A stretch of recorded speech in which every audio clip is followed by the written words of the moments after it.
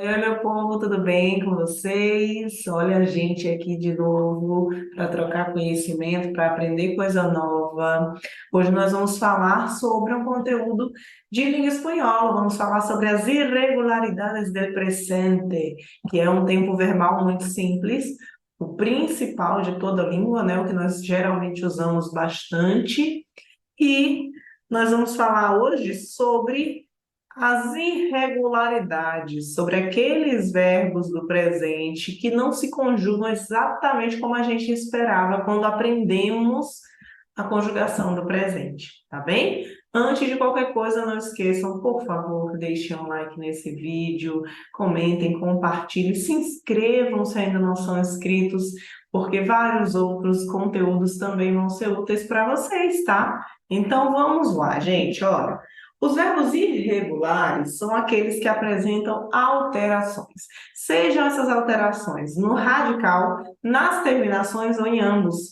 Radical é aquela partezinha do verbo que teoricamente não muda, né? Se ele for regular, aquela partezinha geralmente permanece igual. Sempre as terminações elas variam de acordo com a pessoa do discurso. Então essas duas partes podem mudar. Geralmente a mudança acontece no radical, tá? Quando o verbo for irregular. Na língua espanhola, existem vários tipos de irregularidade, é isso que a gente vai ver aqui agora.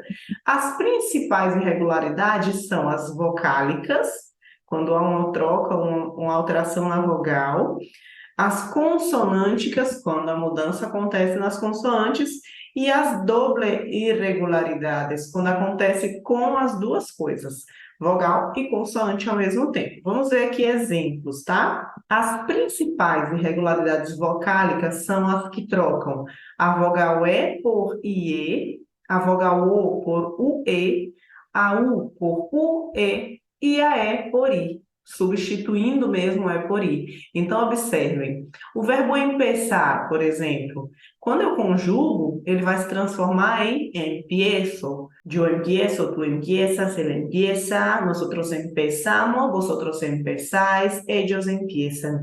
Observem aqui que em todos os casos que eu trouxe, a primeira e a segunda pessoa do plural, nosotros e vosotros, não sofreram alteração. Geralmente isso vai acontecer sempre, tá?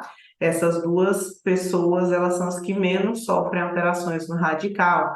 Geralmente vai acontecer aí nas três primeiras do singular e na última do plural. As outras duas não sofrem alteração, na maioria das vezes, tá, gente? Não é regra. O O, quando ele é trocado por o E, por exemplo, poder, eu puedo, tu puedes, ele puede. Quando a gente já tem um contato bom com o idioma, a gente percebe isso por tanto ouvir, né? A gente já viu em algum lugar que poder é puedo e a gente faz isso de maneira automática, né? Assim? Porém, é importante conhecer essas irregularidades, porque às vezes a gente fica realmente em dúvida. Por exemplo, se é IE ou I apenas, né? Se a irregularidade é trocar o E por IE ou trocar o E por I.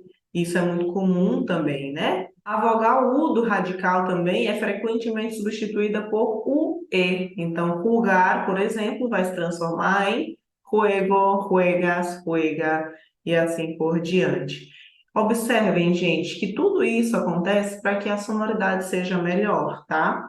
Observem que rugou, rugou, já me lembra outra coisa, que é suco. Então, isso é muito comum na língua espanhola. Fazer essas substituições fonéticas para que não haja confusão e também para que soe melhor, que soe mais bonito, ok? E, por exemplo, o verbo pedir perde o E e passa a usar apenas o I em algumas pessoas do discurso. Por exemplo, eu pido, tu pides, ele pide, pedimos e pedis, permanecem com o radical inalterado, né? E pedem já volta de novo para a irregularidade. As consonânticas são várias, mas as principais são essas que eu coloquei aqui nessa tabelinha. E, geralmente, as consonânticas acontecem só na primeira pessoa do discurso, tá bom? Então, é importante observar isso. Por exemplo, traer, esse A vai passar a acrescentar aí um IG depois dele. Eu traigo.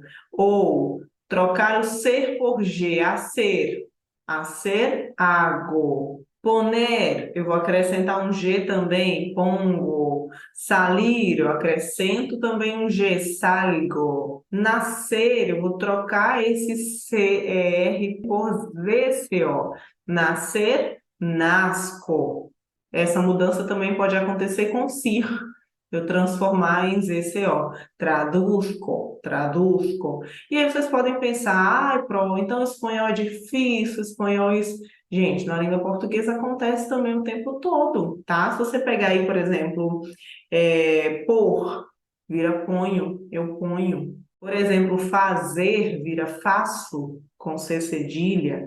Então, isso acontece também, tá? Na língua portuguesa o tempo inteiro. Trazer, trago, é a mesma coisinha, tá, gente? A regularidade que acontece no português geralmente acontece no espanhol também, porém com algumas diferenças, obviamente, porque são idiomas diferentes, né? E em algumas situações eu vou ter as duas irregularidades, observem aí.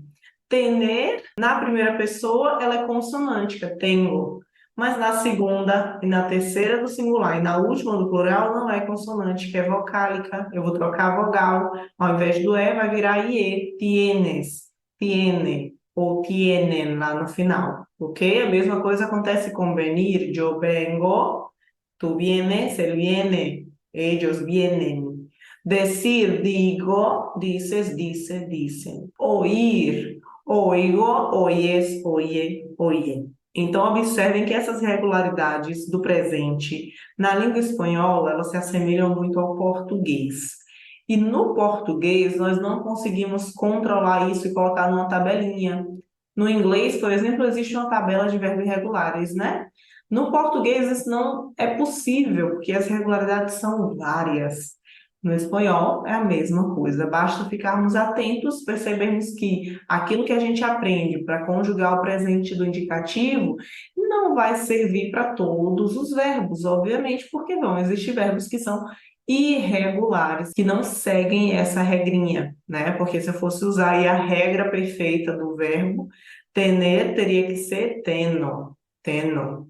Yo tenho, tu tene, é estranho, ok? Então, é comum que existam essas irregularidades, tanto na língua portuguesa quanto na língua espanhola, você só precisa estar atento, sempre com atenção, né? Ouvindo bem as palavras, porque isso vai acontecendo de maneira involuntária, você aprende aquilo ali na escuta.